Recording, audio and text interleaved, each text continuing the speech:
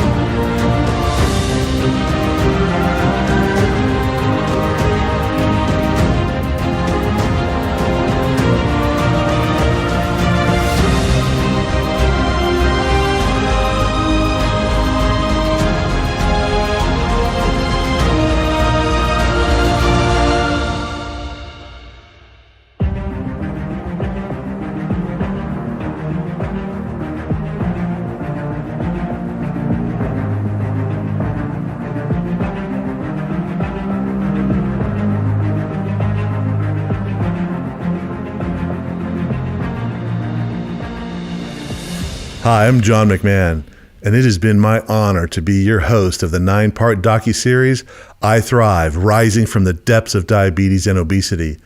I'm morbidly obese and a type 2 diabetic, and I found myself stuck in a deep, dark well, and finding my way back to health and vitality turned out to be a problem that I grossly underestimated. However, in taking on the task of producing this documentary to share my journey with you, I found new purpose in life. And yes, I do want to live. Very much so. I hope that anyone out there that felt hopelessly trapped or didn't even know they were in danger have found some nugget or moment that inspired them to keep moving forward on a path to thriving, not just surviving. Thanks to all of you for sharing your time with me during this series. And a special thanks to everyone that engaged in our social community and also those that have gone the extra mile and chosen to join our movement and support this mission by owning the whole series either for themselves or someone that they love. It's been my personal lifetime honor to have been able to spend this time with each and every one of these experts. And furthermore, to share that experience with you. I can assure you, despite some differences in perspective, they were all the most intelligent, gracious, caring people I could ever hope to meet. I learned profound insights from each one and consider each one of them new lifelong friends. Let's cut to Dr. Furman and hear his final insight and advice that he left me. He's a tough taskmaster.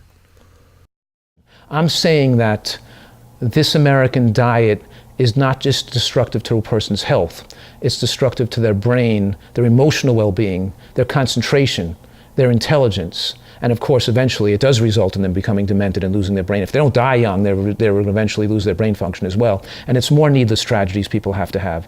And the interference with American food, processed foods, and the excessive consumption of oils and animal products has on the human brain is such that it makes it people hard to get out of it. It keeps them trapped, being sick, because the brain now longer loses the ability to make the right decisions about what they're eating. And the brain loses the ability to have the fortitude and the strength and the integrity to get well, because the brain is looking for stimulation. The brain is looking for stimulation from drugs and from sugar and from concentrated calories. And you know what? I say that sugar is the gateway drug to cocaine and heroin use, because we start out with kids getting them the feeling that sugar is like the way we reward them with Halloween and birthday parties. We give them these high, we get them stimulated with sugar, right? And then they go on to alcohol in high school and college. Then they go on to, then they go on to food becomes their means, the reason they're living is to be stimulated with alcohol and sugar and food. And they get sickly and they get older, and now we've affected their brain. They're chronic addicts, and they don't like the way they feel if they don't keep stimulating themselves. They become, so we've got a whole vicious cycle that's destructive to our society.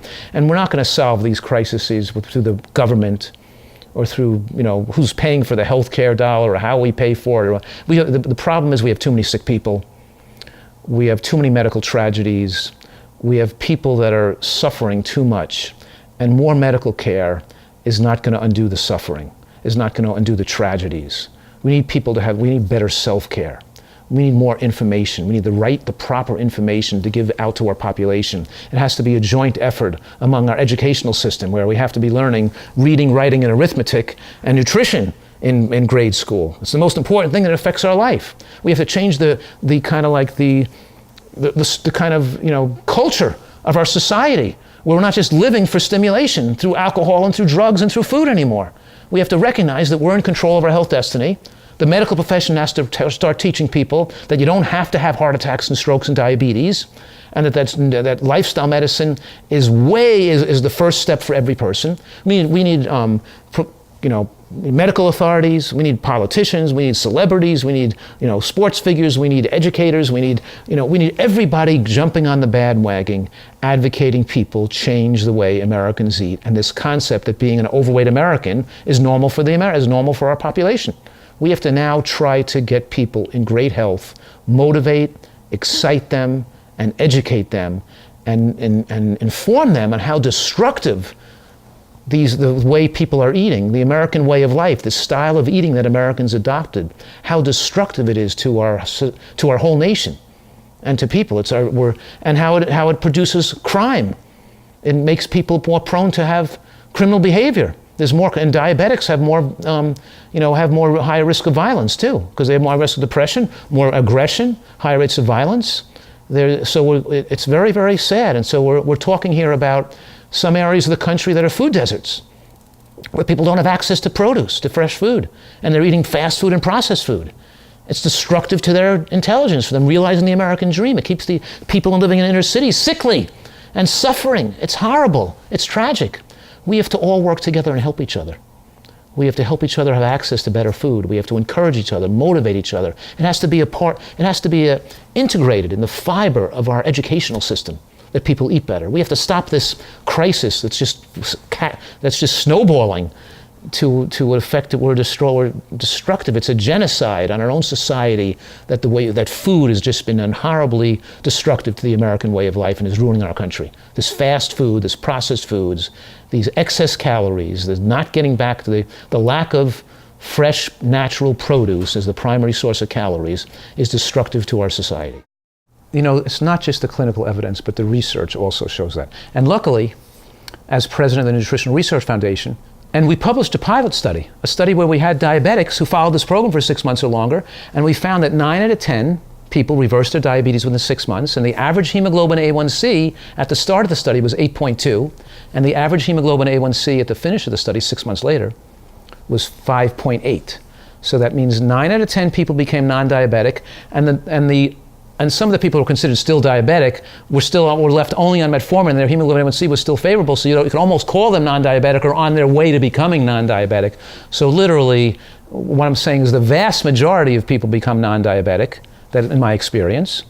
It may be some people with burnt out diabetes, or diabetes been there for so many years and are like a type 1.5 or have no beta cell function, maybe require some small amount of medication. But I'm saying right now that the vast majority, most likely more than 90%, will reverse their diabetes on a nutritarian diet program. And as president of the Nutritional Research Foundation, we're now initiating large randomized controlled trials. We're doing one now in Boston, where we're doing a randomized controlled trial comparing the nutritarian diet for diabetes and metabolic syndrome against the USDA recommended diet for diabetes, a new diet put up by the US government.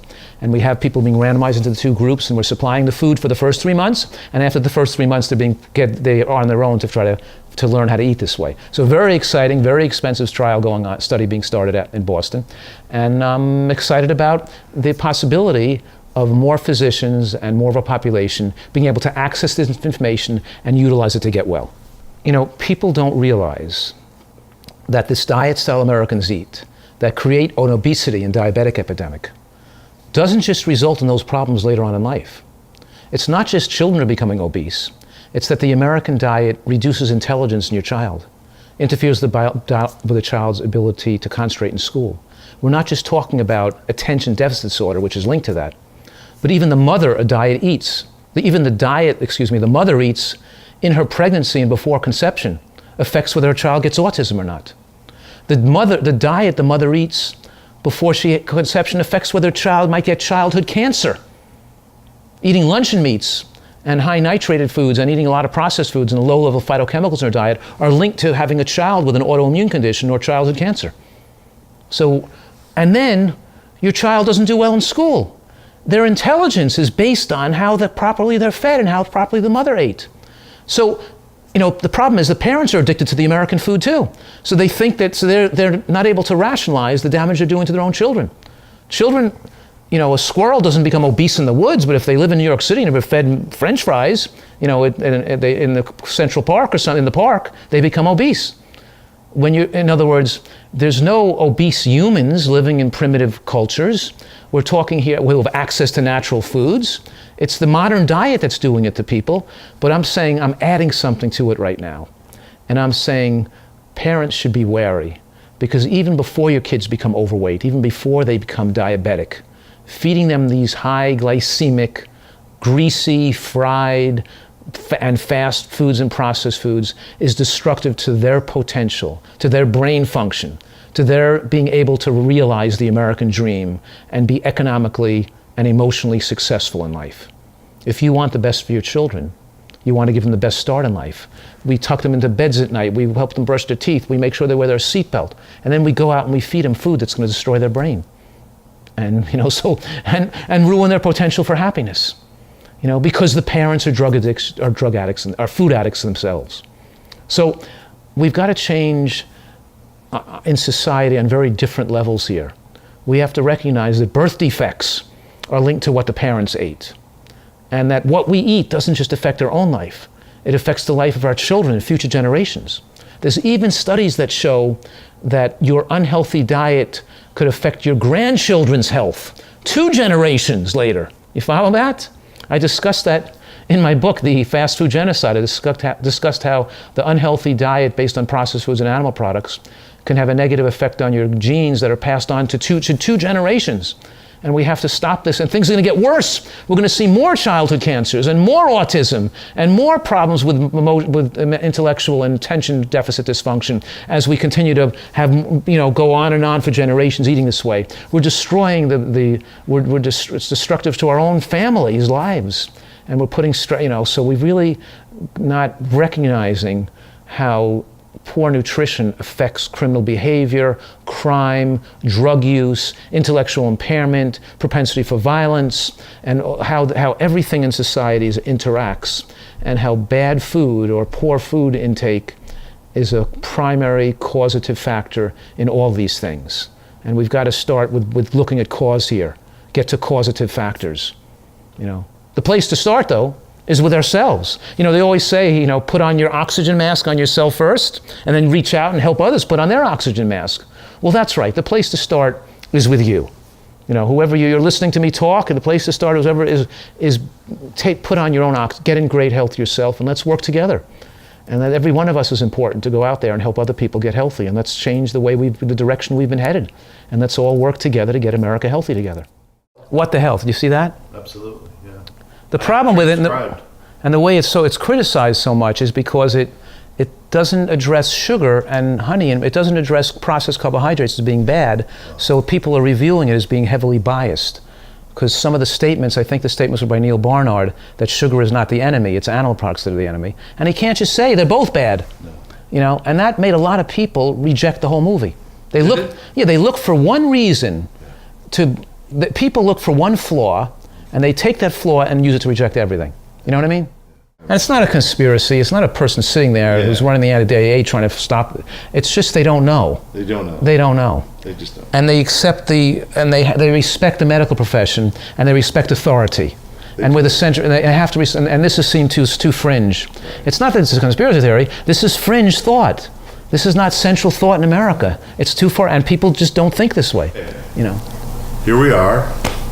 Tell me what do I need to do? What's my plan? Give me my plan. Okay. In a nutshell. In a nutshell, we can't fool around right now. We have to make sure what we do with you right now is everything perfect, right?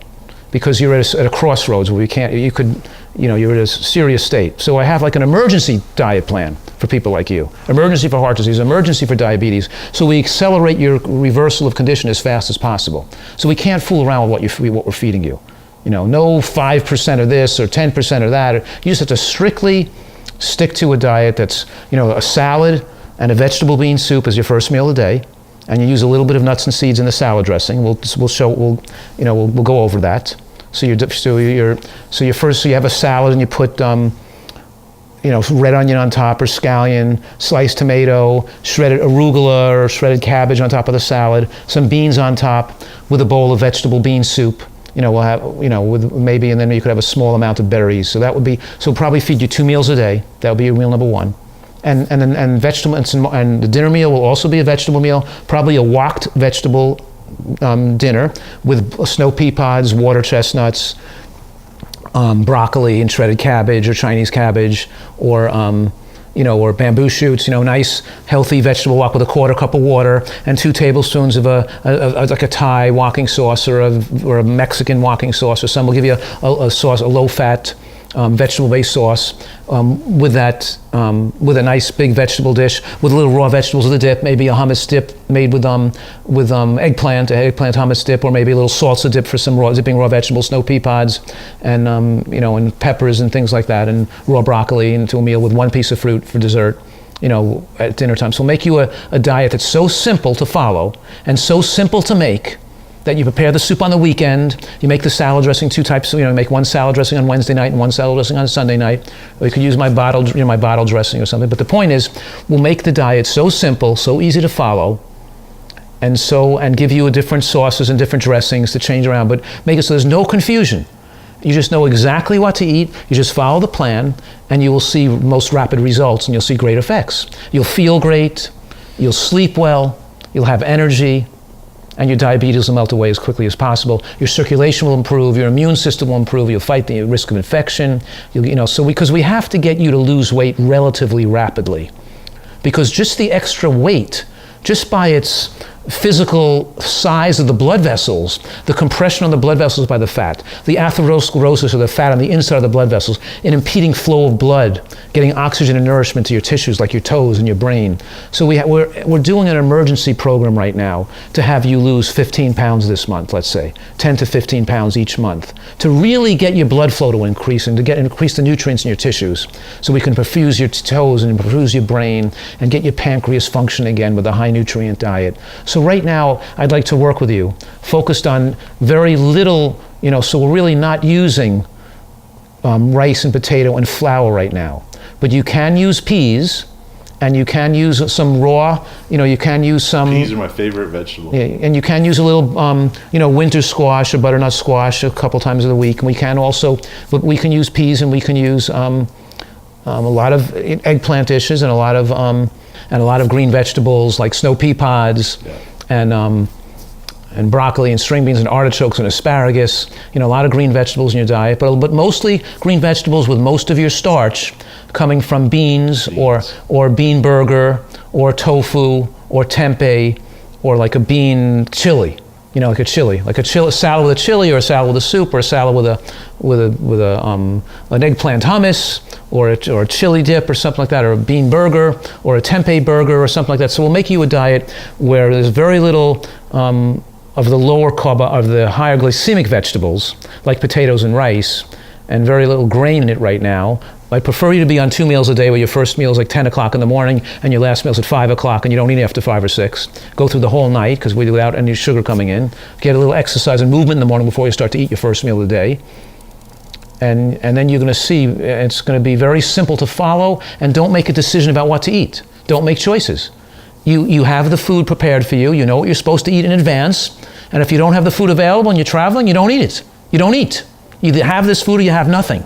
No choices here. If you want to go to a supermarket or a salad bar, you can get the salad and the beans on top, or you can get great. What you should probably do is write down what you're eating every day and email it to me. Okay. So I see what you're eating each day. So I can make a tweak or a suggestion, or make sure you're doing the right thing.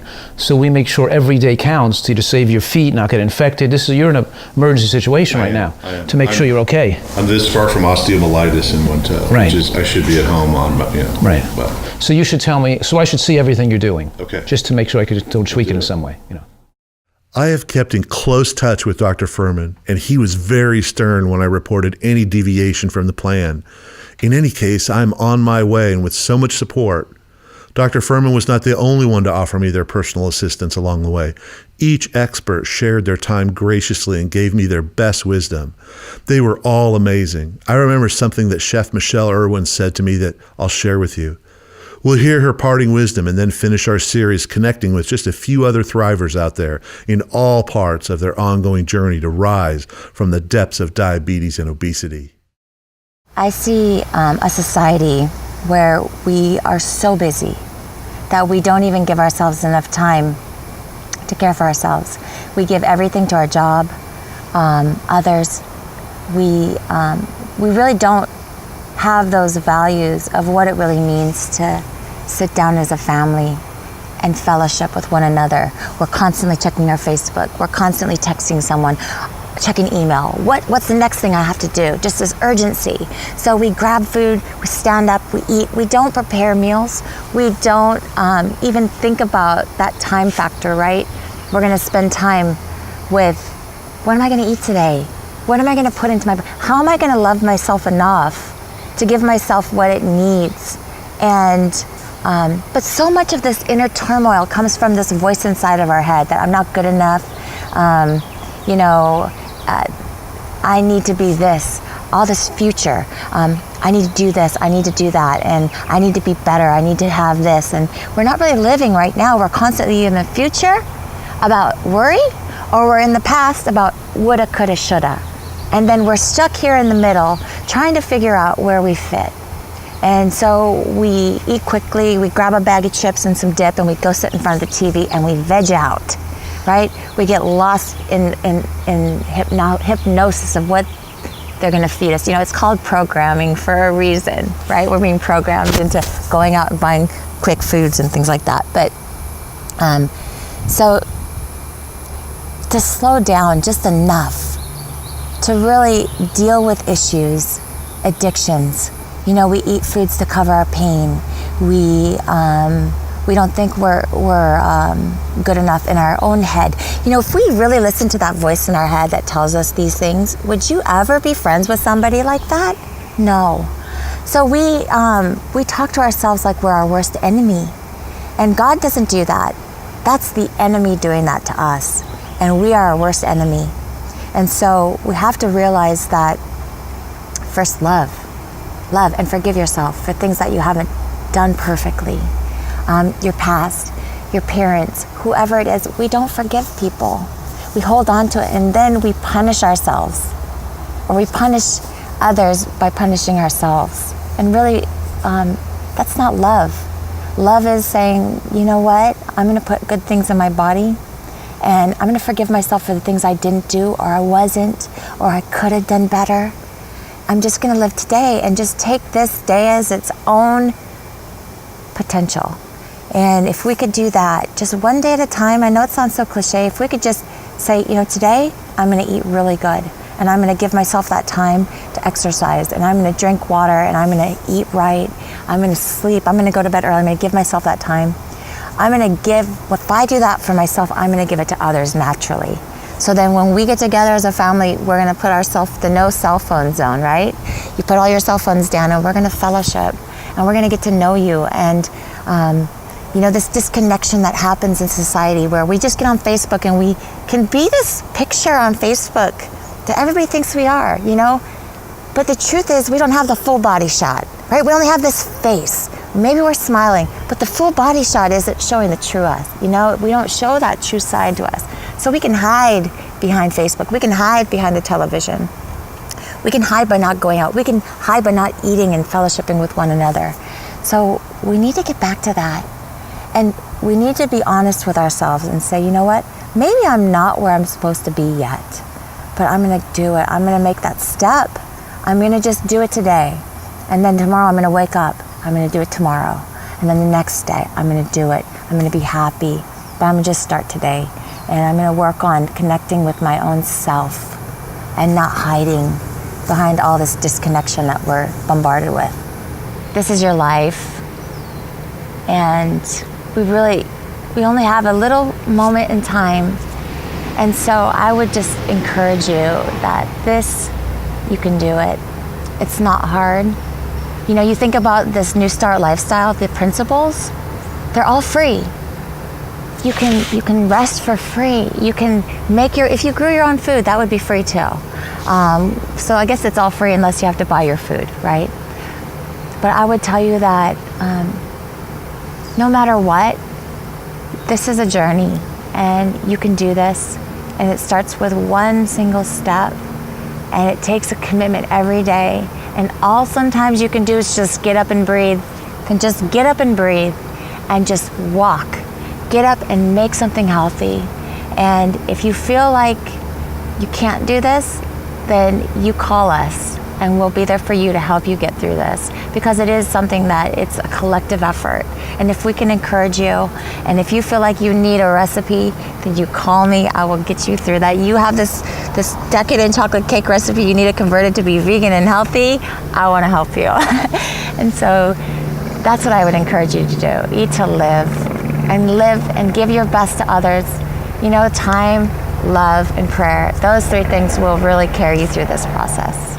Can I show you where it all started, where everything started talking to me? It actually didn't start with the garden. Oh. It started with the compost. Oh, okay. So I want to show you my compost over here. Okay. And pretty much what happened was, you know, I've always known about composting. I've always known that we're losing a large percentage of our nutrient-rich soil, which is degrading the quality of the vegetables we're eating. I always knew these things at an intellectual basis. I always planned on composting, but I didn't really know how. I didn't really know what that was going to look like. But there just came a day where I just knew I couldn't throw anything away anymore. I could not send anything off to the landfill that could be rich, fertile soil. And I just couldn't do it anymore. Like, there was an intolerance in me. And I do believe that it was me connecting with the earth, and the earth was just saying no more, not through me. And so I decided that day I was not throwing any more organic matter in the trash. But now here's the problem, because you can't just have organic matter piling up in the house, right?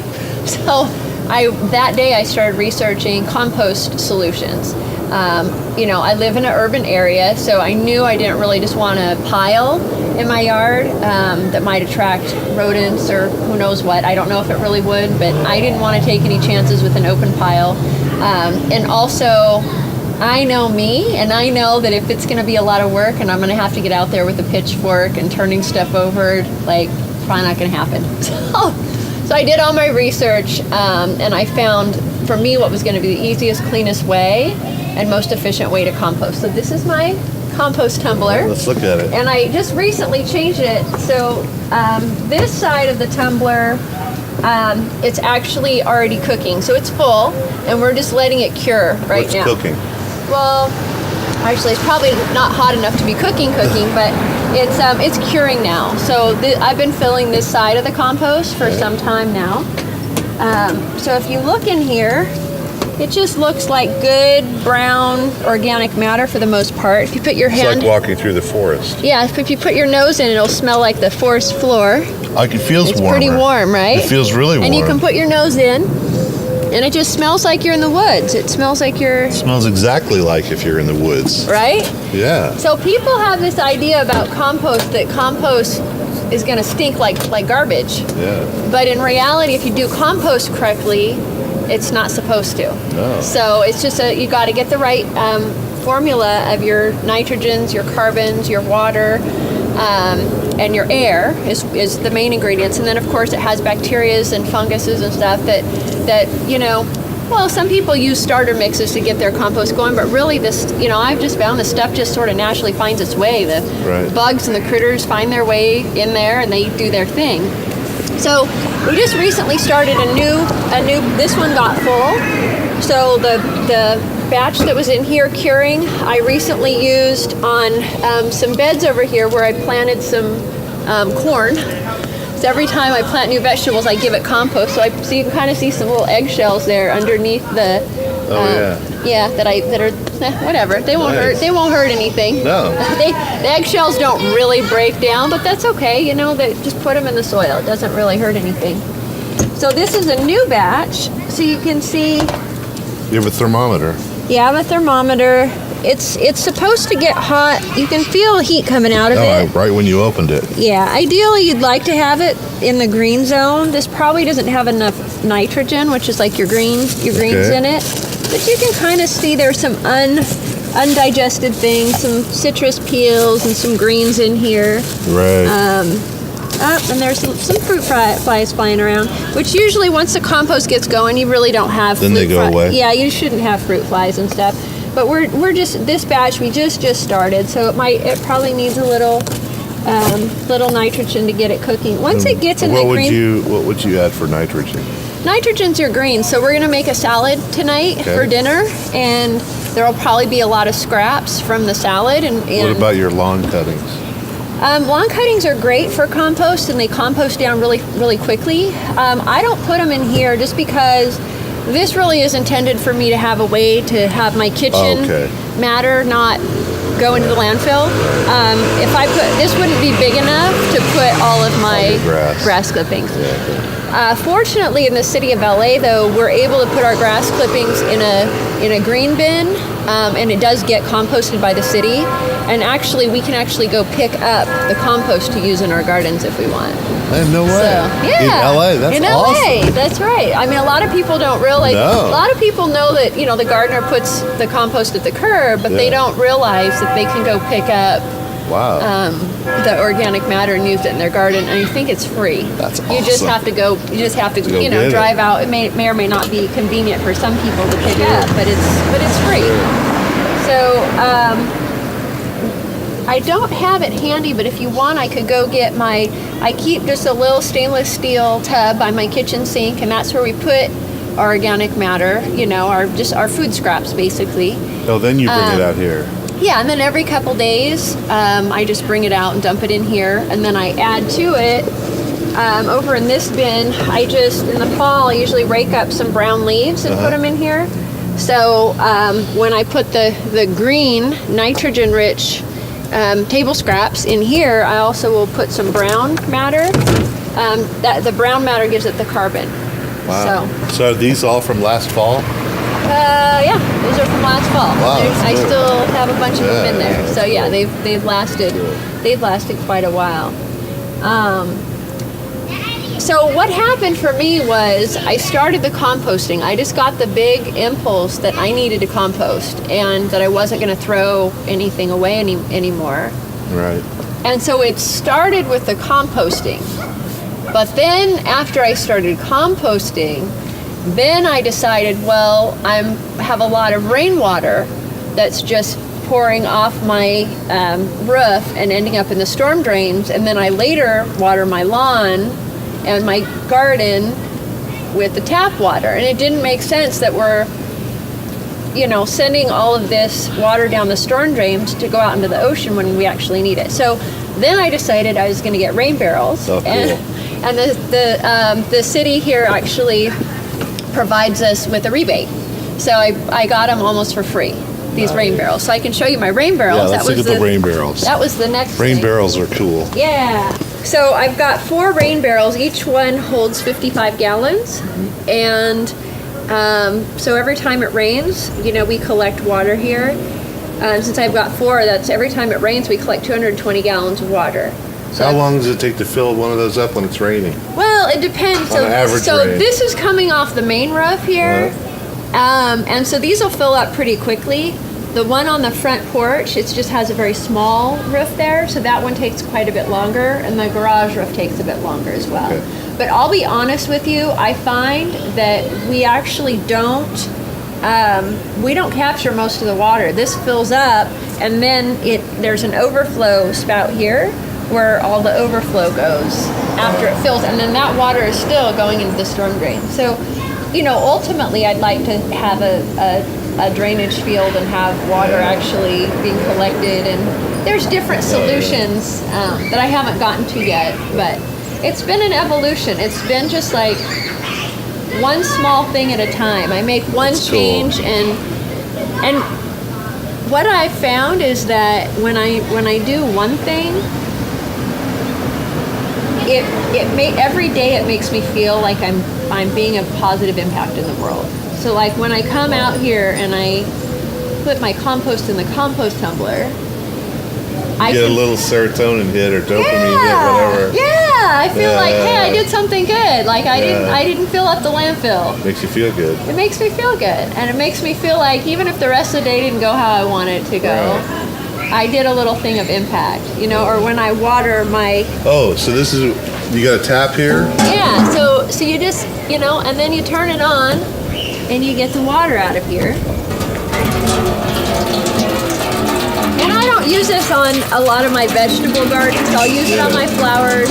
I'll use it on, I don't use it on my root vegetables. Okay. A lot of times I'll use it, you know, maybe on my tomatoes or that kind of thing, but I don't use it on any of my root vegetables. But anyhow, you just, you know, you fill this up. That's awesome. Yeah, and that's just water now that I'm not using out of the tap. Yeah. That's water that just came off my roof.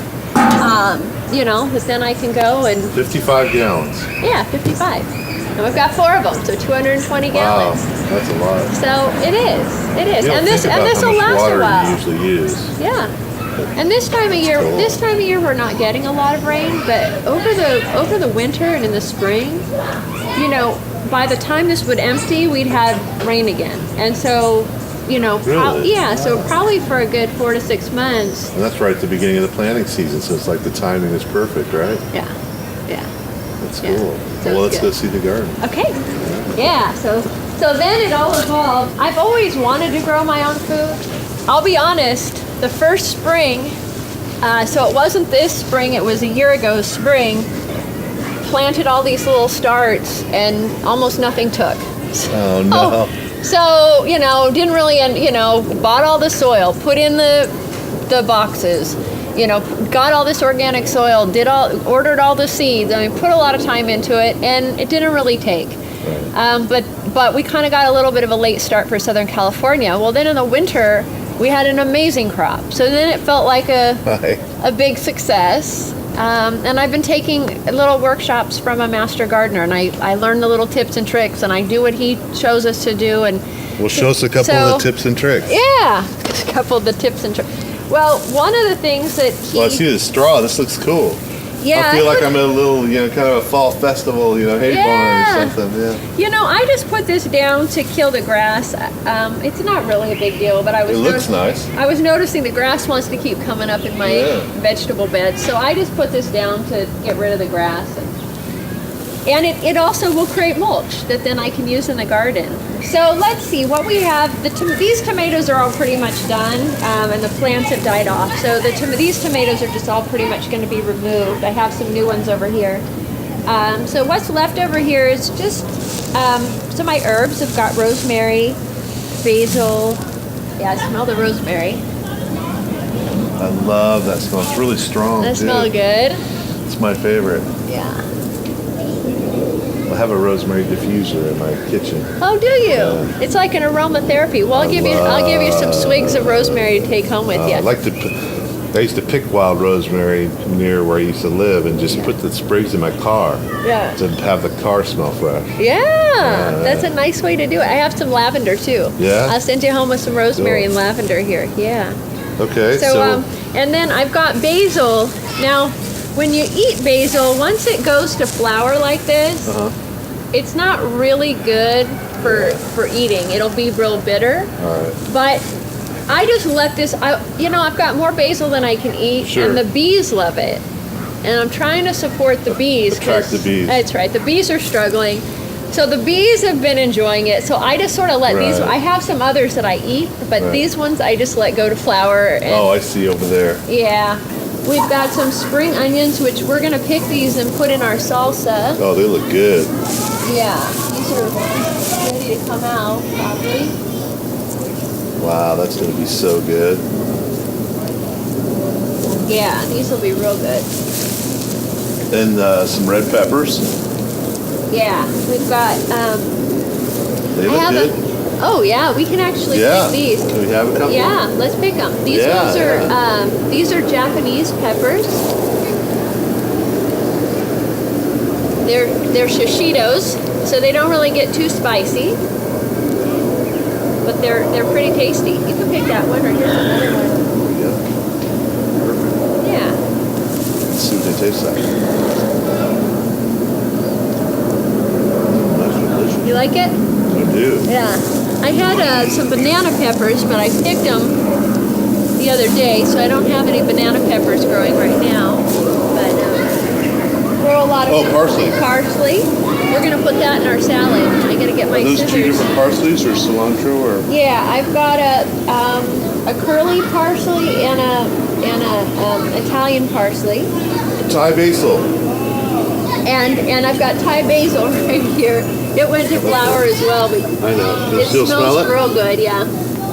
So Yeah. I've got the Italian basil and the Thai basil, and they're both fantastic. And we'll grab some. Do you want me to get the colander now to pick some of the? Well, let's finish over Looking here. at the garden. Okay. So we've just got some green onions, and this is where I had my carrots and beets and lettuces, and that was my winter crop. I have planted some beans in here. We're a little bit late, but we'll see what they do. And the thing I'm learning about gardening is it's sort of all an experiment. You know, it's not a science. And I have a lot of friends I talk to that say like, well, I'm interested in gardening, but I don't really know how. And it's not. It doesn't have to be perfect. Right. And if it doesn't work, you try again, the next season. No. So, my cucumbers, I got a few cucumbers, but they didn't grow real big. It probably got maybe too hot. I don't know. So you just kind of do it and not try to be perfect. So next year I'll probably try planting them a little earlier, see if we get more. Yeah. Now, one thing I learned from the Master Gardener is about, I never knew to put flowers with your vegetable garden. Oh, I noticed that, yeah. Yeah, and he has us putting flowers for a couple reasons. First of all, the flowers will pollinate, or the bees will come to pollinate the flowers, and then they'll also pollinate your vegetables. While they're there. Yeah. So it brings the bees and the pollinating insects in. But then there are other, certain flowers also will help keep bugs out, or they'll help benefit the plants. They can be beneficial, or they can provide shade. So they provide different other things. Marigolds are great around tomatoes. Cosmos, or another flower that we've got in here. So, these are all my little things that I learned. These are your tips and tricks. My tips and tricks. He teaches about the right kind of fertilizers to use and how to keep different bugs out, which I'm going to have you help me with the project a little bit later. All right. Because we've got a lot of little gnats and spider mites, and we want to try and catch them. So we're gonna make little traps for the little bugs that we've got to keep too many of. Let's do that. But we've got Brussels sprouts, and then, this is my kale. And can I tell you, kale has become one of my favorite plants. This is my winter kale, and it just keeps, I can come out here and clip kale every morning. I have it with my eggs. I come out here and clip kale, and I just saute it in the pan, and it's like the plant that just keeps on giving. Wow. The more you cut it, the more it just keeps. That's awesome. Yeah, and it's healthy. That sounds good. Yeah, so it's good. It's good. We still have a few little cucumbers here. This little cucumber has some flowers on it, so I'm hoping it'll... What kind of cucumber is that? Lemon cucumber? That's I think that one's a muncher cucumber. I got a couple different out of the seed catalog, So this is going to be the banana grove. And they look healthy. They're healthy, and they grow about a foot every day, it seems. I mean, they were, just yay big probably a month ago, and they just keep growing bigger. So this was a vegetable garden that I took out. There's some squash still down there. Yeah, well, I'll show you. So the banana, the thing is with bananas is that once the bananas grow, they're going to die out, and then they're gonna keep growing more bananas. So this is gonna become a banana grove over here. Has diabetes touched your family or friends or any people that you know? It has actually, and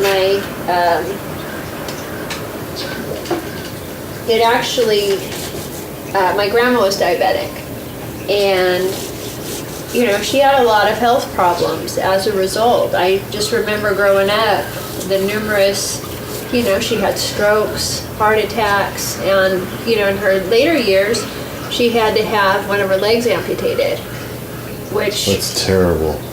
that it ended up affecting her mobility and what she was able to do. And of course, not being able to get around as much, made it harder for her to exercise and stay healthy. And so Snowball. It was a snowball. And so I just, for me, it was something I was really afraid of. It's something I would never want to have,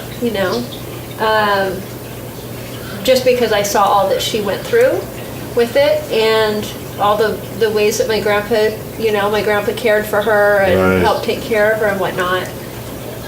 Even things like after her last stroke, she had a really hard time regaining her language capacity. And I just remember how frustrated she would get when she couldn't say the words she wanted to say. Yeah. Just the little things like that that really limited her life and kind of limited her personality to a degree. It kind of changed her. So, I do worry in my family. Obesity seems to run in my family. A lot of people are overweight. I personally have never had to struggle with that, but of course I worry about my loved ones. I worry about my dad and my uncles and even my siblings. Everyone's fairly healthy for the time being, but you just never know. So. Because I know that it can run in the family. I think one of my uncles actually is already diabetic. He's not an uncle that I see very often, so I don't know what the impact is to his life. But it does have me worrying about my own dad, and his health. And my dad's always been self-employed, and so he really has never had health insurance. He doesn't go to the doctor. He just, Sounds like me. Yeah. So, unless there's something really major goes wrong, I don't really know the state of my dad's health, and so I do worry sometimes, like what if my dad became diabetic, and 1 out of 3 people in the next 3 years will be diabetic in the United States. Wow. It's going to touch everybody. Wow. And what are you discovering is the reason for that, John? Why is it increasing so much? Well, from what I've been told from all the people I'm interviewing, it comes down to our environment, which is filled with a lot of very, very tempting, highly refined and processed foods that we apparently were not designed for, and it completely messes up our system. Yeah. So that's what I'm going to figure out and share with everybody, and also myself a change and get back to my healthy self. Because it's sort of addictive as well, like going through fast food and stuff like that. Especially since I'm not, I don't like being in the kitchen. I don't like to cook. I don't like to prep. I don't like to shop. I don't like to clean up. Wait, can I tell you something? That changes a little bit when you grow the food. Because when you grow the food, there's something different about eating it. When you've started it, when you've done the labor of laying the garden beds, and then you've taken these tiny little itty bitty seeds and put them in the ground, and you're watering them, and you watch the first little sprouts come up. It's like a miracle watching them come up out of the ground. And then they just grow and grow, and then all of a sudden they flower, and then now there's fruit growing on them, fruit or whatever, the vegetable, the whatever. It's like a miracle, and you watch that, and then there's a way in which, like, when you eat it, there's like such a joy because you're connected with the food. I wonder if that makes it more nutritious in any way. I don't know. What's your body tell you? You're saying it feels good. Yeah. That's good, right? The food from my garden, like, I feel like it makes my tummy smile. So if you're smiling, you're happy, right? Isn't that that's good? So good. Yeah. It's just, I don't know. There's something special about having had that relationship with the plant before you eat it, rather than just you picked it up at the grocery store and you threw it in the refrigerator and it's just a different. You kind of can't explain it until you've done it, but The Someone foods- else that I interviewed said exactly the same thing. Really? Exactly, almost word for word. Yeah. Yeah, and the food, it all tastes better, and the Yep. textures are better. It's just, and my sweet potatoes that grew enormous, all my gardener friends are asking me, like, what'd you use? What was your fertilizer? What was your this and that? And it's like, the only thing I can think about is I love them. I go out and when I'm giving them water, I love my sweet potatoes, and I love how lush they are, and I love how they're growing, and I'm curious about what's going on under the soil, and it's the only thing I can think of, Right. which had them, growing as big and crazy as they were. Well, the thing I am learning is that it can be reversed. That what could be- Diabetes. Oh, really? Okay. Yeah, and it's basically through nutrition. And so people who are diabetic can be no longer diabetic? No longer diabetic, period, end of statement. Really? Off all medications in short periods of time. Wow. Yeah, Wow. it's pretty amazing. Well, I'd love to hear more about that and how Yeah. people are doing that. And Yeah. is it with the food they eat? I imagine. Yeah, absolutely. Absolutely. All these different doctors that we're going to and visiting, they've been doing this for 39, 40 years. And they have thousands of case studies. Thousands and thousands and thousands. Yeah. Wow. Yeah. But still, when I go to the doctor, he doesn't give me that as an option. He just says you're going to have diabetes forever. You're going to be taking this bag full of pills, and it'll slow down some of the deterioration, but what you're looking at is basically the pathway that your grandmother was. And you're going to die of diabetes. Wow. But that doesn't have to be that way. So Well, that's why we're doing this. well, good. Well, I hope it's not that way for you. No, it's not. Good. And it gets you in good health and gets you to your optimum weight. When you start growing it's a lot sweeter to want to prepare it and eat it. Yeah. There are so many stories to share in so little time. In our members community, we will have the time and opportunity over the next few months to hear all their stories and share the stories of our own, uplifting each other. Thank you all for joining me on this journey. This is just the first step. This is the educational and planning part of the journey for me. What comes next is the execution of my plan to follow Dr. Furman's advice in this emergency situation, to take the strongest measure to turn my life around and avoid a train wreck. A special thanks to those of you that chose to join our movement and support this mission by owning the complete series, to create their own plan or give it to someone else to help them feel hope and create their own plan. This is just the beginning. In our emerging, thriving community, I'll be sharing my own journey over the next few months, attending the retreats, learning how to cook, eat for nutrient density, and maybe even try to grow something in a garden. I'll continue to draw upon this network of experts to answer questions that we have along the way, too. In our community, we'll inspire each other to not just survive this pandemic, but to thrive and inspire others. Thanks and goodbye. I'll see you again very soon. Yeah, so I helped start up the 21-day health challenge with Chickpea and Bean with Mark and Kim Ramirez here at Chaz. So 21-day health challenge takes people that are interested in trying to improve their health through nutrition and kind of goes through and teaches them about eating a whole food plant-based diet. We had 30 people sign up for this program this year and that participated for the whole 21 days, and today was the last day. And we were able to kind of follow along with them to see some of the challenges that they had, kind of follow along, see how they felt. And we also looked at some of their biometrical health data, specifically cholesterol, sugar, and weight. Hi, I'm Mark Ramirez, and I was able to reverse type 2 diabetes, high blood pressure, and high cholesterol, and eliminate 5 medications in 2 months after adopting a whole food plant-based lifestyle. And not only did I eliminate those medications, but in 3 months I had lost 50 pounds. That was almost 6 years ago, and today I'm 210 pounds and in the best shape of my life at almost 50 years old.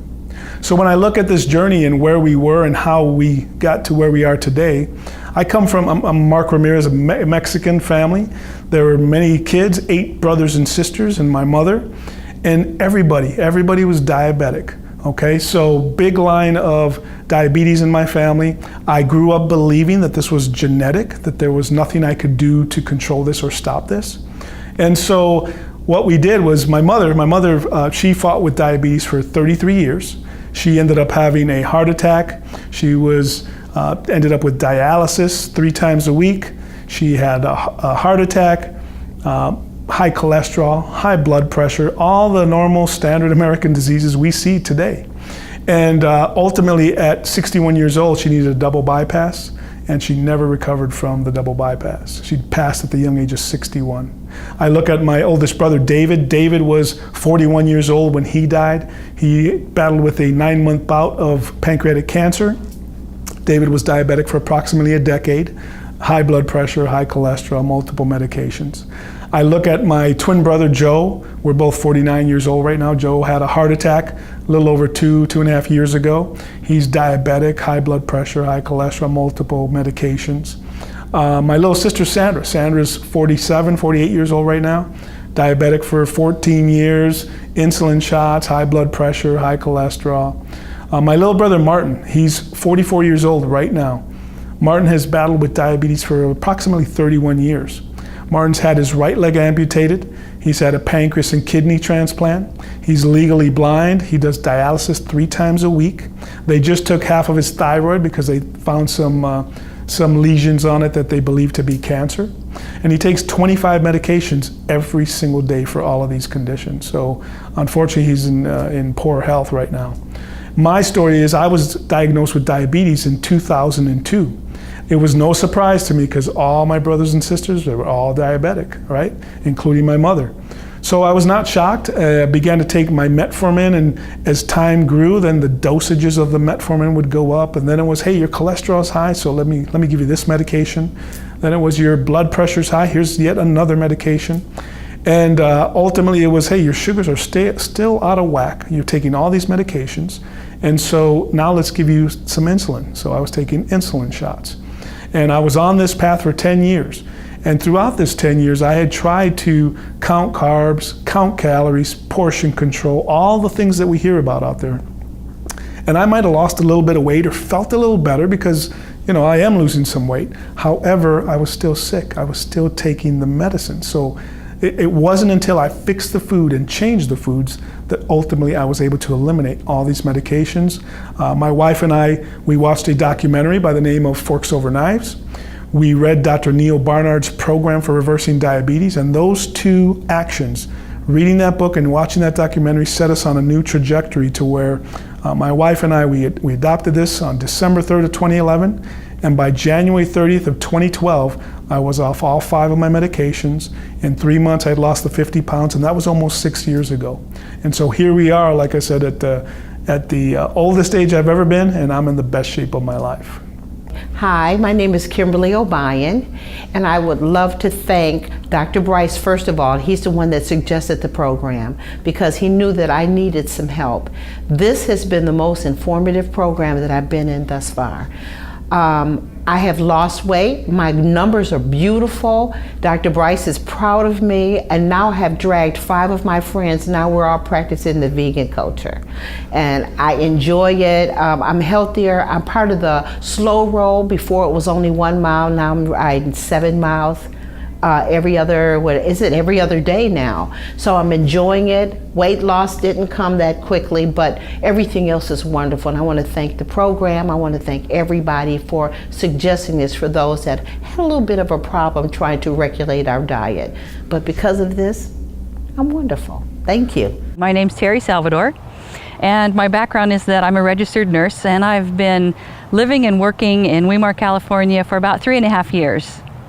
And most recently, I had the opportunity to actually work as a nurse at New Start, which is a health and wellness program, 18-day residential program. It was amazing having the opportunity to watch people come here and very, very ill, and to, in 18 days, actually turn their health around, take control of their health themselves, first of all, be empowered to do that through education and actually living the principles while they've been here, and then actually turning their health around, reversing their lifestyle diseases, such as diabetes. And now it's not done in 18 days, but they've begun that process. High blood pressure, beginning to lose weight, reversing obesity, and so many other things.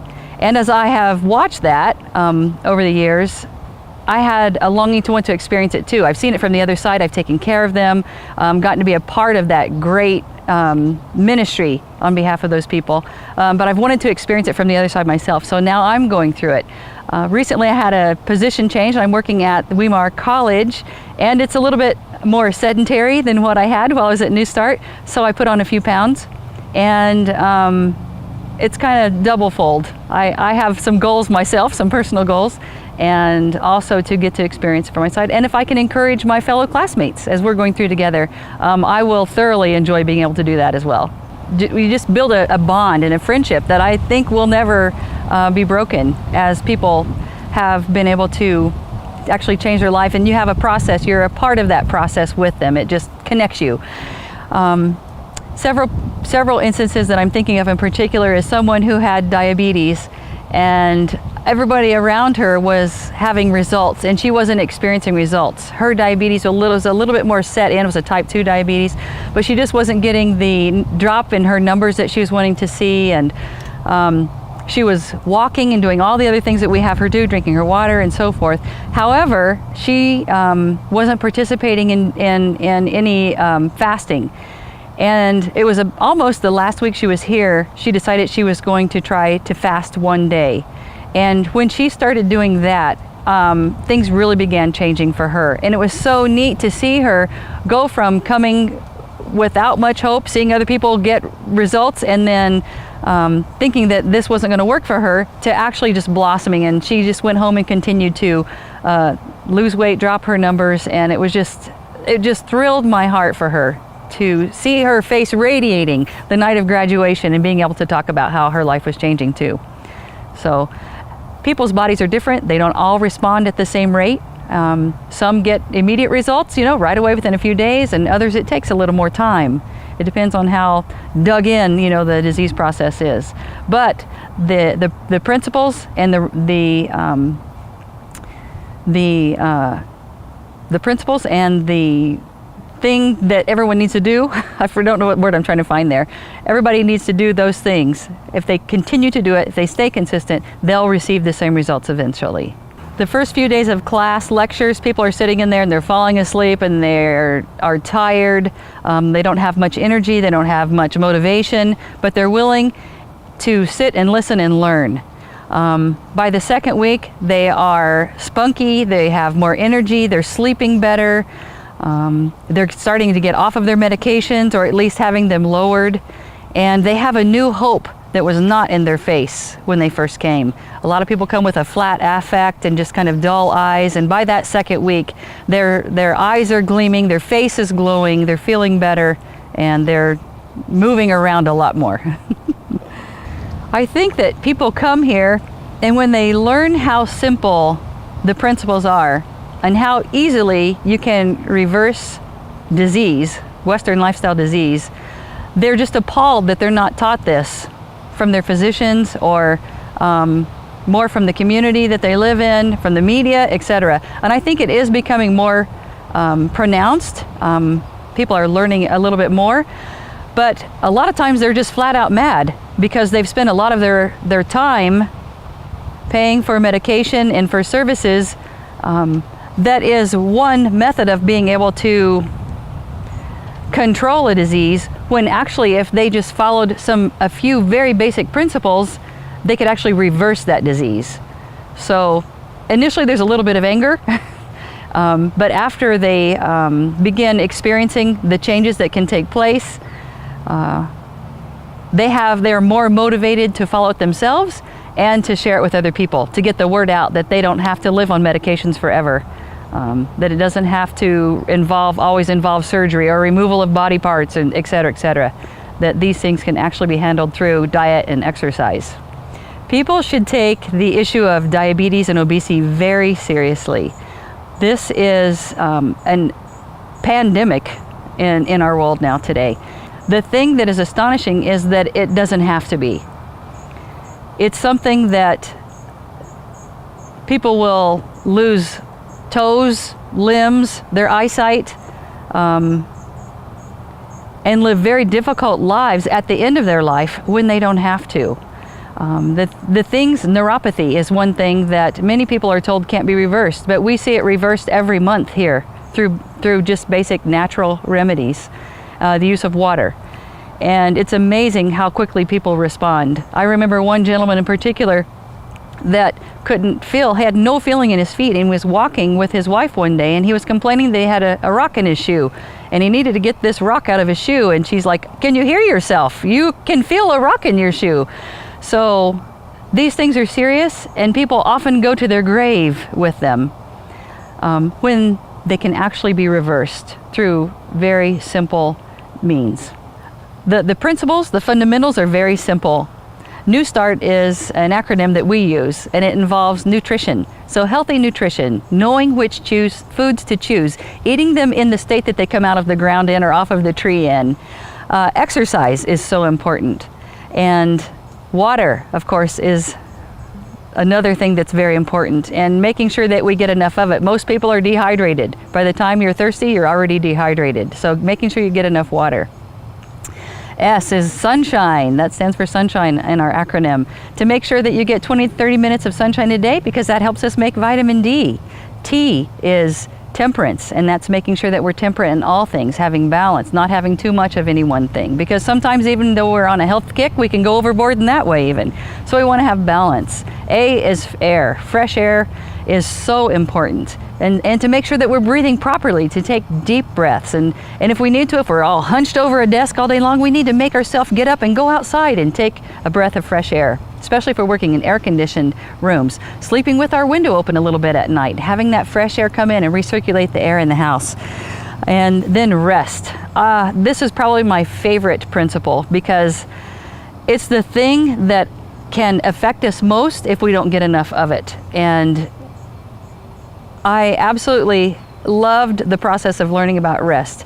That 2 hours of sleep before midnight is equivalent to 4 hours after midnight. So getting to bed early and getting up earlier is the best method of recovery. That's when we go to bed and we have a good night's rest, and we do that 2 hours before midnight. It allows us to get that good REM sleep that we need. And also, that's the time when our body repairs itself and it restores itself at night. So we don't want to eat before we go to bed. That's something else that I've learned. That's another principle, is that we don't want to eat about 4 hours, at least 4 hours before we go to bed, because if we do, then we are digesting that meal. We're working all night long when we want our body to be able to rest and restore itself. And then the last thing is T, is trust. Trusting in the divine, that there is a being there, God, who is willing to help you, take care of you, that you can trust in, that will give you strength, help motivate you through it all. Hi, my name is Chelly Hewlett. I'm actually from the beautiful islands of St. Kitts and Nevis. I live in the beautiful British Virgin Islands. I heard about Weimar Institute from my grandma, who actually watches 3ABN every single day. And you know, I'm basically a lab technician, so my job is pretty sedentary. So over the years, I've gained considerable amount of weight, and my grandma decided it was best for me to come here to Weimar so that I could become healthy, better spiritually. So that's why I'm here. One of the things I noticed after a few days being here, after eating, having 2 or 3 days after eating the good meals, I noticed after being hydrated, which they always say you have to walk around and drink a lot of water. I mean, you get up and you have your water bottle in the mornings. But slowly I started to notice that I didn't have much body aches as I did before. I would get up in the morning. It would take forever to move one and move the other side and start getting the joints in there to get fully in motion so it wouldn't hurt. I was always having pain. I'd go to bed and I had pain in my legs, and I'd lift my legs up and all that. But I noticed that after being hydrated and after a few days in here, it was just in a few days, unbelievable, 3 days, I could say, I just roll out of bed and I'm like, oh, I'm not in pain. I didn't even notice I was not in pain. My name is Erin Hoffman, and I am a groupie of Chef AJ. I met her 5 years ago. She came to our local Whole Foods and did a cooking demonstration. And man, there was just something really sort of captivating about her, you know. And but I like wanted to hear what she had to say, but I didn't want to hear what she had to say, because I knew there was truth. Like intuitively, I knew what she was saying was the way that I needed to go, was my true north. But I wasn't ready for that journey. When I turned 40, I was diagnosed with Hashimoto's, and my dad had like a whole host of autoimmune conditions, and so genetically, I knew that that was going to be my path. Originally from New Orleans, and there wasn't a thing that I didn't eat or a thing that I didn't drink, and I would, you know, it was le bon temps roulé when it came to food, right? I would let the good times roll and just enjoy it. And the problem is, as much as I enjoyed it, my body was retaliating. So at 40, my endocrinologist said, you know, you're going to have to be on statins for the rest of your life, and you need to be on thyroid replacement medication, and you need to be on, I had terrible migraines, so I needed to be on niacin and all these drugs. I'm like, God, I am too young for this. I don't want to be on all these drugs. And so that started my journey. This year I'll be 52. So it's been a long journey, and I've tried everything that is out in the news. You know, every media hype of the latest and greatest diet, you know, I was on board and trying it. Then finally, in 2011, I contracted parvovirus. We had gone to a family camp, and you know, usually you hear about that in canines, but humans get it. Babies typically get it. It's called Fitz disease. But when it affects adults, it's like an acute onset of rheumatoid arthritis. And it was the best thing that ever happened to me. For about 6 weeks, like I felt like I couldn't raise my arms. I had brain fog. I had extreme fatigue. And I had gone to a rheumatologist to get a big blood panel drawn up to figure out what was going on. And while I was waiting for the results, I was searching the internet, trying to figure out how I could help myself. And I came across Fat, Sick, and Nearly Dead, because that's exactly how I felt. And through that, I was turned on to Joel Fuhrman. And so that was in May that I was waiting to get my diagnostic information. Joel Fuhrman was having a week-long immersion at the end of June and July. So I went, and I went cold turkey. And the first 3 days I was at his immersion, just eating the food there, I was in a total detox. Felt horrible. But afterwards, like all of a sudden, you know, like I started to recover and started to feel better. And I thought, wow, this is powerful. Like there's a thing with, you know, food and how you feel. There's something real here. But then I came home, and we had a 10-day trip planned to Hawaii, and I didn't know how to live in a hotel room for 10 days and follow Fuhrman's plan, so I kind of like went off the rails a little bit. And then my father-in-law died about 3 months later, so I totally went off the rails regarding diet for a while. And then about 6 months after his death, I thought, you know, he would not want this for me. So it's gonna make me cry. So I was searching, and that's when I found AJ. And then she introduced me to Veg Source, and I had gone to their Healthy Lifestyle Expo, and it was October of 2012 when I decided, okay, I'm going vegan. And man, I thought, this is incredible, because I love food. I'm passionate, I'm a foodie, I'm passionate about food. This is awesome. It's like a culinary adventure. I'm being turned on to all this, you know, new stuff, this whole new world. And then I wound up gaining like 15 pounds because I was really enjoying. I was like eating stuff that I would have never allowed myself to eat when I was trying to follow a clean sort of omnivore's diet, you know, like sweet potato French fries and stuff that you would get at Veggie Grill and places like that, you know, like it's sort of still fast food. It's kind of like a transitional thing, but not necessarily healthy. So I I just sort of started on the journey, and then before long, AJ started her ultimate weight loss program. And I've never been like really super overweight, but I've always been pleasantly plump. And so I wanted to figure out a way to, deal with that issue. But the real thing I needed to learn was how to eat in a way that was sustainable and made me feel good, because that was my ultimate goal, was to become healthy. And honestly, when I first joined Ultimate Weight Loss, I did not want to drink the Kool-Aid. I did not want to follow the guidelines. I just was resisting it and, pushing it away. And, but I was just keeping myself stuck. I wasn't making any progress. I wasn't getting to where I wanted to be. So, so finally, I reluctantly and angrily said, okay, I'm gonna do this thing. I'm gonna try abstinence. God damn it, I'm gonna do whatever it takes. And I don't want to do it, and I'm mad as hell about it, but I'm gonna do it. And for the first 3 weeks of really committing to abstinence, everything started to change. It's like your brain chemistry sort of gets in line, all of a sudden I wasn't having these emotional highs and lows. I was pretty stable, and I was feeling pretty good, and wow, all of a sudden I was losing a little bit of weight, and thought, oh man, there's something to it. So it wasn't until I really accepted the concept of abstinence, abstaining from the things that are just keeping you stuck in the pleasure trap, did I start making progress. So you have to make choices, and they're hard choices, and in the long run, you'll feel so good that you did. It's totally sustainable as a lifestyle. As a matter of fact, it's less expensive, because now I don't eat out nearly as much as I used to. I usually roast a bunch of sweet potatoes, and I always have them with me. If I know I'm gonna be away from home for a long bit of time, then I always have something with me.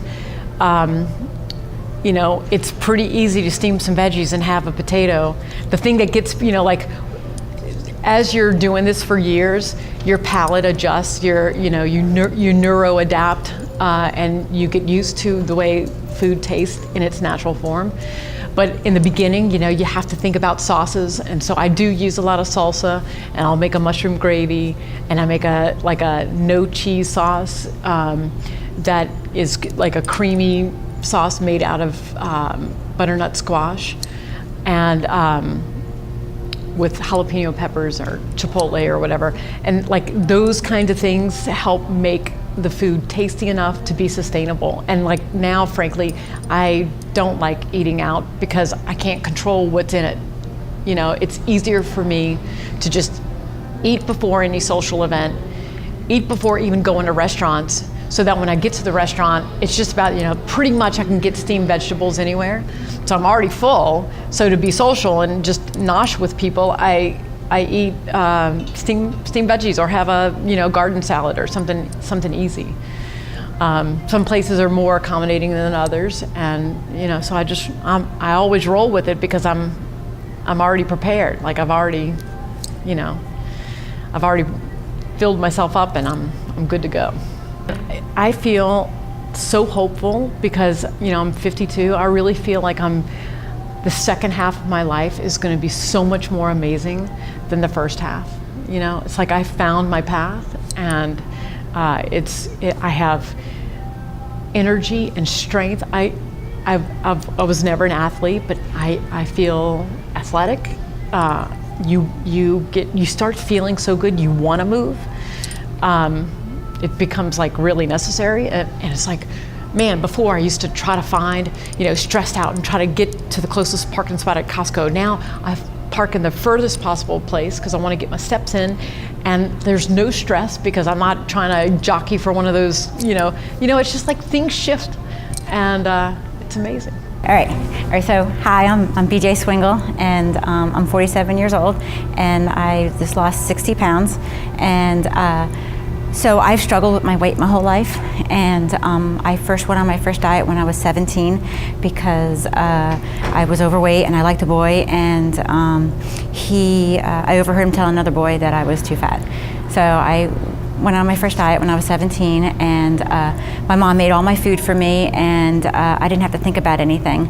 And so I lost probably 50 pounds back then, and so I was a senior in high school, and then I went to college and gained the weight back, and then that just was the start of my yo-yo dieting, and I've lost 60 pounds 6 times in the past 30 years of my life. So starting from 17, and I'm now 47, and so every time I've lost the weight before in the past, everyone would say, "This is exciting, don't you feel great?" And I was always terrified because I didn't know how to keep the weight off. And so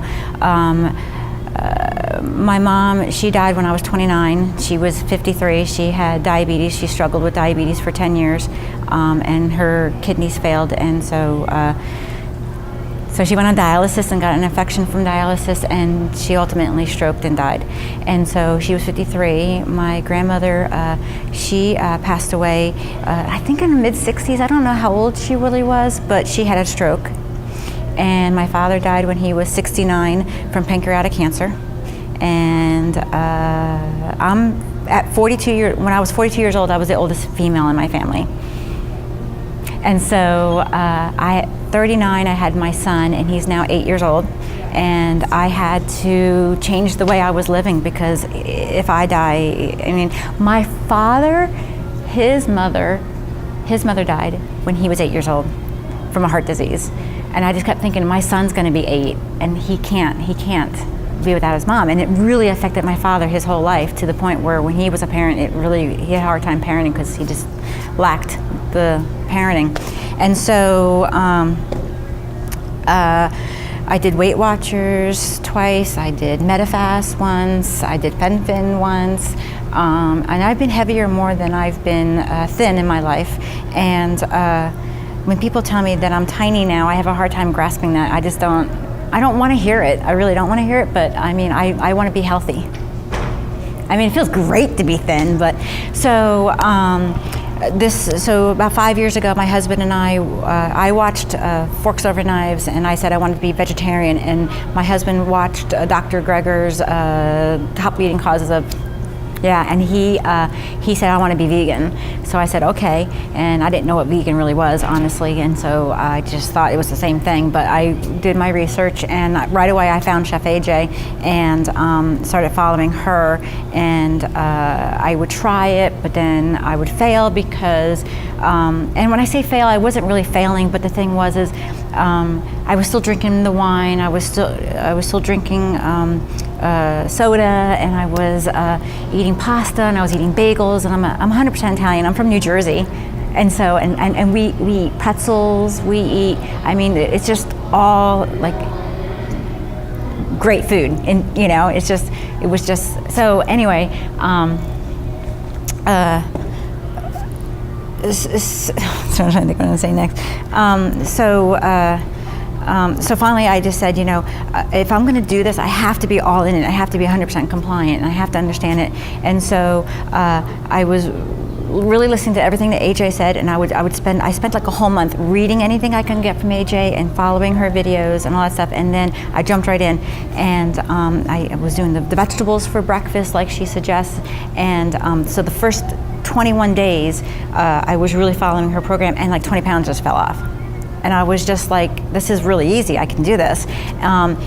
It took me 3 years of hard trying, and then once I finally got it and did it, it was easy.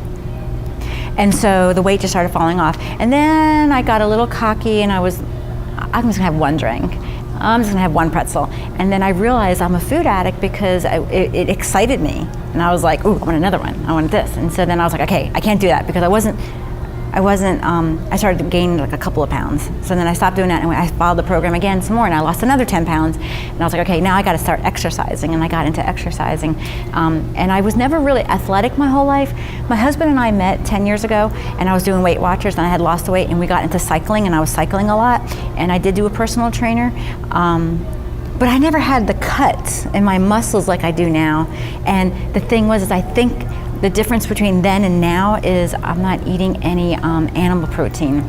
So me personally, I didn't have a health reason as to why I needed I had a family history that I needed to prevent, to not get to.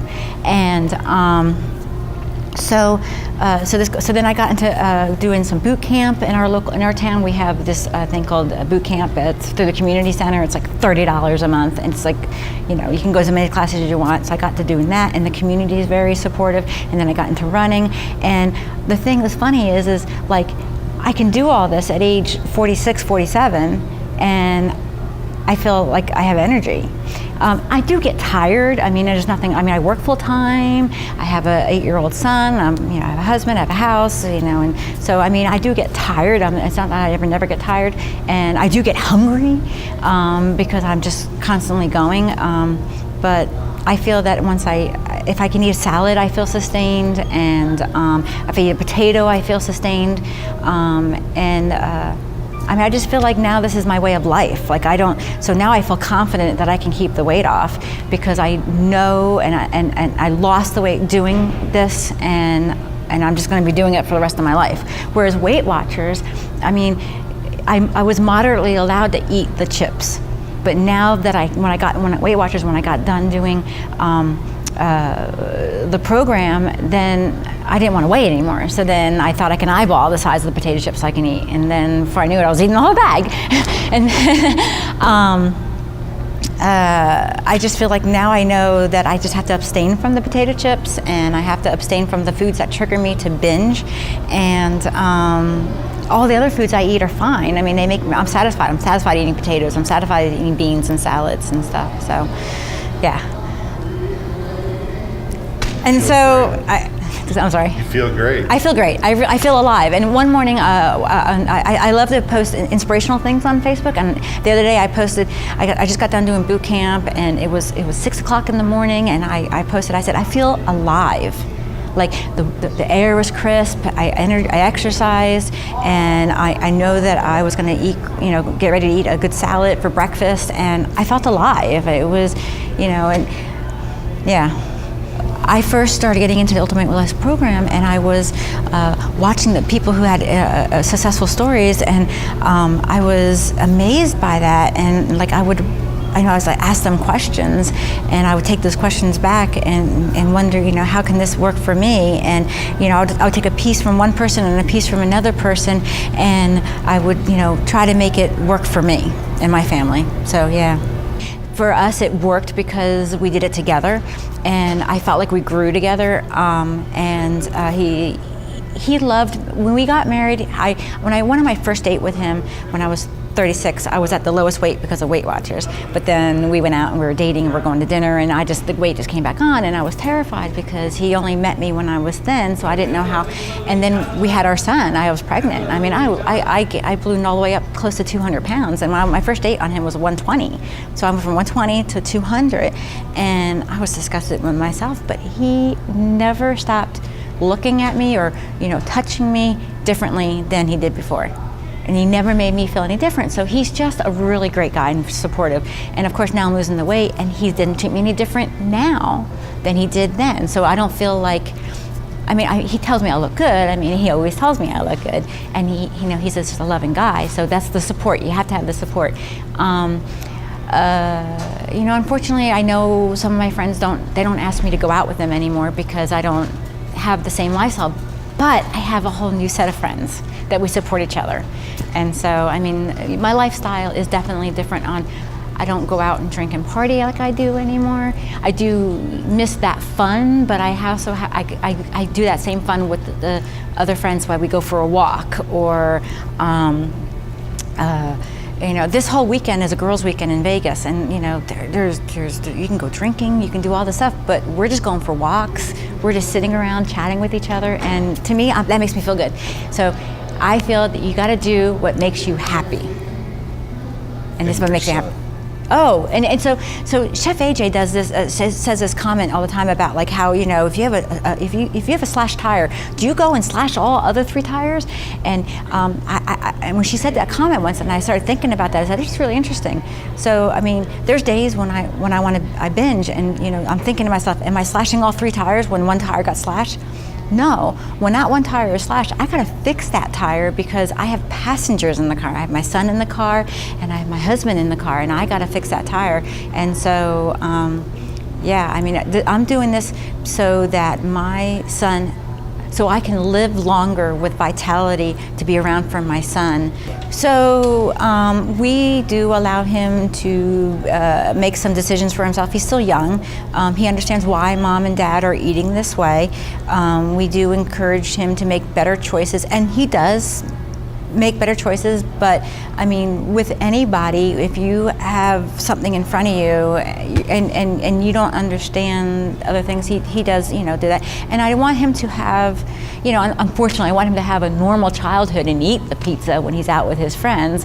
I mean, it's you know, but the thing is I feel like his diet is 80% well, and I think that the vegetables that he does eat, I mean, and he does make the decision. One morning for breakfast he wanted carrots, and I'm like, okay.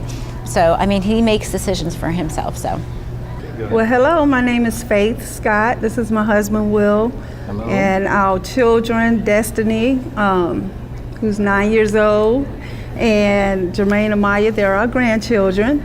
And our story is pretty simple. About 2.5 years ago, I found myself fat, sick, and sick and tired of being fat and sick. And that journey for health led us to a plant-based lifestyle. And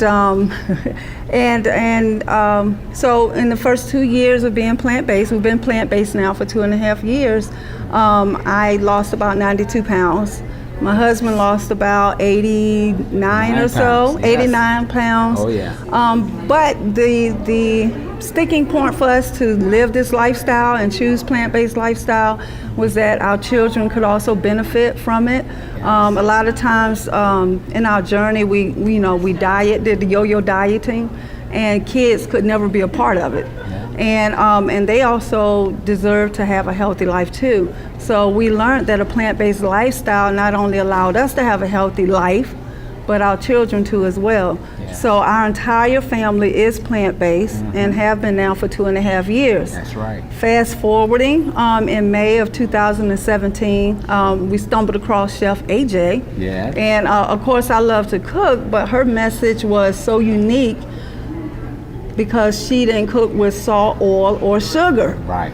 And it sort of blew me away. I'm like, okay, I got the salt and the sugar and the oil down, but this salt, how in the world is she making her food taste like anything, right? Yeah. So I started following her on Facebook, and then we joined her group in May. And then I learned that her UWL way of living, you eat a pound of veggies for breakfast. Yeah. I'm like, what? So, as I said earlier, whatever we do, our children do. That's right. So through Chef AJ, we all eat our veggies in the morning for breakfast. That's our children love veggies, in the morning with their breakfast now. That's and right. So it's become a family affair for us to gain health and happiness and wellness. So we're excited. I'm excited, and I think the biggest question that we get is, well, you guys are plant-based, but are your kids plant-based, and how does that work? I mean, how did you get them to transition? Mm-hmm. Well, first of all, they didn't have a choice. That's okay? Right. They're not working, they're not paying any bills, right. They're kids. They're our children, and it's our responsibility to lead and guide them in the way that they should go. And so that pretty much is how we dealt with it. We explained to them the importance of, living this lifestyle, how they can be healthy little kids growing up to be healthy adults. And so we were going to all do this together as a family. So that's how they became plant-based. It was a transition, but pretty much it boils down to them not pretty much having too much of a choice.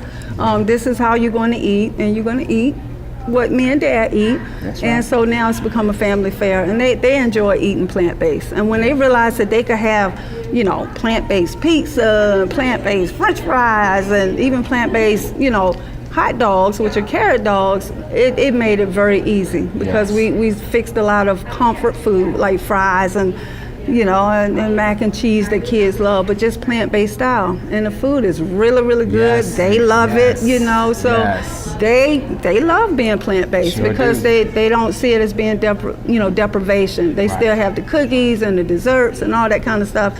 Of course, I don't eat as much, but the kids, you know, they love being plant-based as well because now they realize they can have healthy and good. They go hand in hand at the same time. That's right. So we're just blessed that we found, you know, the plant-based lifestyle and Chef AJ's mentoring with introducing more veggies, and so that's our story. Well, when I look back, you know, at my family, you know, because we're all products of our environment, and my family runs heart disease, diabetes, cancer. My husband's mother died when he was 2 years and 9 months old, you know, of I believe it was a massive heart attack. That's right. You know, those top killers, you know, ran in our family rampantly. And a matter of fact, my brother's a diabetic, my mother's a diabetic, my father had open heart surgery, plus 9 stents put in. And I said, you know what, I found myself going down the same road they were going down. And it wasn't because of genetics, you know, we are led to believe that, but it was because of what we were putting in our mouths. And I said, you know what, if I keep doing what, you know, I've been taught to do and eating away my mom and dad and cousins and Ray and Pookie and all them eat, we're going to get the same chronic diseases, you know. So in order to do something different, get something different, you got to be willing to do something different. Yes. So I believe that wholeheartedly, so it was very easy for us to make that step to be different. And now, after 2.5 years, now we're slowly but surely starting to have family members come around and ask, okay, so this plant-based thing, you know, it really does work. Y'all still doing it. You're looking great. Every time they see us, we're thinner and thinner and healthier and healthier and more energetic. Yes. And they're sicker and sicker. You know what I'm saying? Living the lifestyle that they're living. So it's starting to sort of drip on them a little bit. Mm-hmm. And because, you know, we just believe in, you know, it's only one way to true health, and that's through whole food plant-based nutrition. So yes, you know, we're not extraordinary, but we don't mind being different, and that difference, willingness to be different, is now making a difference in other people's lives. And I believe that's what we're put here for. If we're not making a difference in a positive way, then I think we need to look at why we're really here, you know. And so for us, it just happened to be whole food plant-based. That's right. So, well, in the beginning, my journey again started with, you know, losing weight and becoming healthy. And within, I would say, 7 days of going plant-based, I couldn't believe how much energy I had. I was like, oh my goodness, all this energy, you know, just from changing what I put in my mouth and being 44 years old, you know, and I was always tired, didn't have energy. You know, I watched the kids play. I wanted to go play with the kids, you know, after 7 days of being plant-based. And so I'm just excited because now I feel like I'm 25 and I'm now 46, but I feel like I'm 25 years old. People tell me I look like I'm 30. I'll take that compliment, but you know, I'm so grateful for the energy, you know, and the weight loss and all that, that's just icing on the cake. You know, I believe the benefits of going whole food is definitely the energy. You know, you feel better, you know, you think clearer. You know, I think clearer now than I did before. Mm-hmm. You know, I have a different just view on life in a whole. It's not about the car, the money in the bank, the address, you know, we live at. It's not about the degrees I have or don't have. It's about my health. Yes. You know, my health and well-being, so I can enjoy the abundant life, which is enjoying my kids, being a part of their life, being a part of my husband's life, and just, you know, enjoying life, you know, and all that other superficial stuff, none of that matters if you don't have your health. You're right. None of it matters. You know, I always tell people, I like to share with people, you know, why is it that we put the best gas in our cars to get us from point A to point B when it's not the gas or the car that gets you from point A to point B, it's your health. If you get sick and flat on your back, your car can't do nothing for you. Right. But the fuel that we put in our bodies every day can. Yes, that's right. And that's what's gonna make the difference. That's gonna allow you to enjoy your family, your house, your car, your job, whatever it is. It's our health. It's our health. So we have to make it priority. Mm-hmm. Well, it was very important that my husband was supportive of me. Well, he always has been, but something about food just makes people act a little ignorant, you know what I'm saying? But, you know, he was very supportive, you know, of my decision of wanting to go whole, because it was my, you know, thought, like, we need to go whole food plant-based for our health and our well-being. Right. But it made my life so much easier when my husband was supportive of my decision to transition the family to a whole food plant-based lifestyle, not just for me, but for the entire family as a whole, to become healthier and wiser. So with him being supportive, made it so much easier, because life is hard enough as it is outside your address. Right. So it just made it heaven when he was like, okay, honey, you know, I don't like to cook, so I got to eat what you put in front of me anyway, you know, and if it's going to make me a better person, right, you know, then why not? It just makes sense, you know? And so it's just truly been a blessing to have a supportive spouse. And we're just on one accord with, you know, if this is for our entire family's health and well-being, I'm all for it. That's right. That's a no-brainer. That's right. Well, you know, it's interesting, John, how basically I was isolating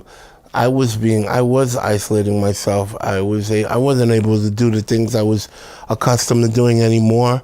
I had you know, things that I used to do with friends and I wasn't able to do anymore. I used to look in the mirror and I was disgusted at what I saw. I saw a person, I remember what type of person I was. When I look in the mirror, I was the type of person I could look in the mirror and kiss my muscles and see how, and here I am now looking in the mirror and I see this person I can't even recognize anymore. Hopefully by God's grace, I'll be up there with you. We'll be doing it together.